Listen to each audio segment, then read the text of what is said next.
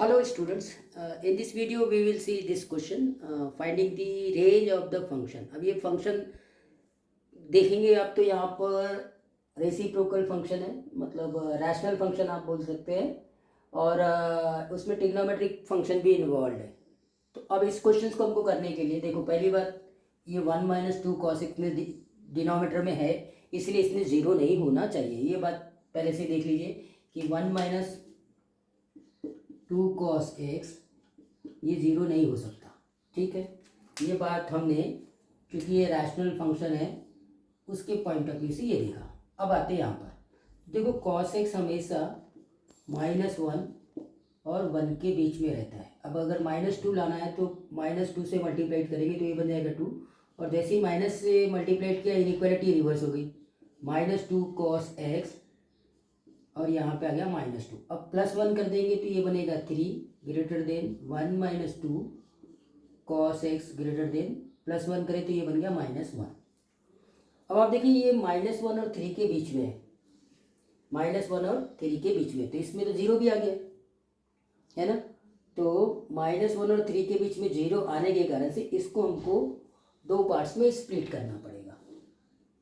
ये दो पार्ट्स में स्प्लिट हो गया कि 1 - 2 cos x is greater than -1, तो -1 से लेके 0 तक के, करेक्ट है, आप इसको ऐसे बोल सकते हैं।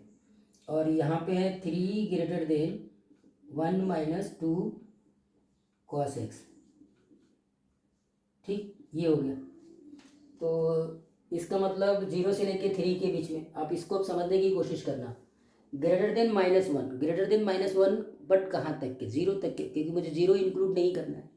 कुल मिलाकर आपने ऐसा किया है कि ये जो -1 से लेके 3 इसको स्प्लिट किया है, -1 से लेके 0 में, 0 इंक्लूड नहीं है, यूनियन 0 से लेके 3 में। अब आपने 0 को यहाँ पे एक्सक्लूड कर दिया।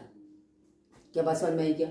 हाँ, तो यहाँ पर आप इसका रेसिप्रोकल लेंगे, तो ये रेसिप्रोकल लेंगे तो ये 1/1 - 2 cos x रेसिप्रोकल ले रहे हैं, इसीलिए इनइक्वालिटी रिवर्स हो जाएगी। तो ये अब लेस देन -1 आ गया, मतलब -∞ से -1 तक के। और यहाँ पर देखेंगे तो ये हो जाएगा 1/3 इज ग्रेटर देन को अब लेस देन कर देंगे, लेस देन 1/1 - 2 cos x, मतलब आपका 1/1 - 2 cos x 1/3 से बड़ा हो गया, correct. 1/1 - 2 cos x is greater than 1/3। तो अब आपकी रेंज आ गई। रेंज क्या आ जाएगी बोले तो, इसमें आप लिखेंगे -∞ टू -1, और इसमें आप लिखेंगे 1/3 टू ∞। ये आपकी रेंज आ जाएगी।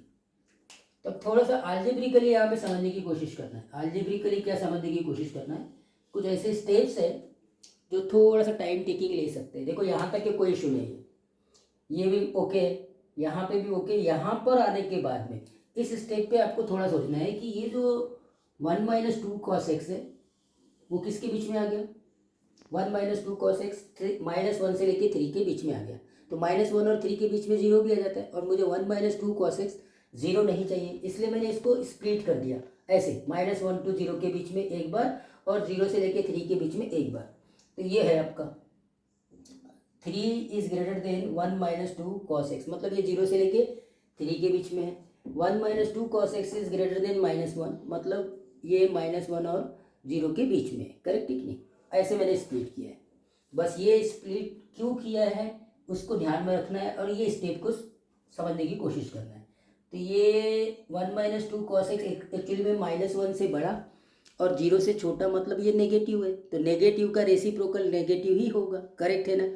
बस, तो ये 1/1 - 2 cos x is less than equal to -1, तो कहाँ तक जाएगा? -∞ तक जाएगा, करेक्ट। और यहाँ पे आते हैं, यहाँ पे ये 0 और 3 के बीच में 1 - 2 cos x, तो उस 0 और 3 के बीच की क्वांटिटी मतलब पॉजिटिव क्वांटिटी, तो उसका रेसिप्रोकल भी पॉजिटिव ही होगा।